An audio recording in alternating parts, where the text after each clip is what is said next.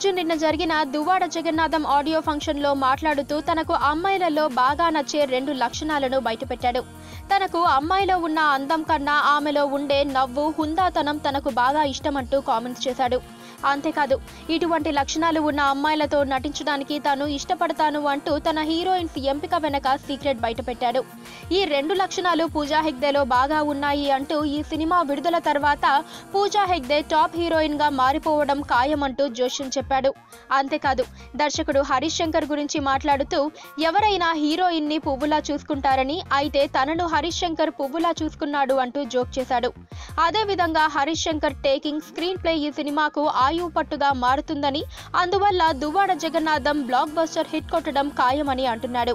Mega కుటుంబంలో ఒక heroine ఎవరికైనా నచ్చితే చాలు, ఆ హీరోయిన్ ను మెగా యంగ్ హీరోలు అందరూ ప్రోత్సహిస్తూ ఆమెను టాప్ రేంజ్ కి తీసుకువెళ్లిపోతున్న నేపథ్యంలో పూజా హెగ్దే బన్నీ మనసుకు నచ్చడంతో త్వరలోనే చరణ్ తదితర హీరోలతో నటించడం ఖాయమనుకోవాలి.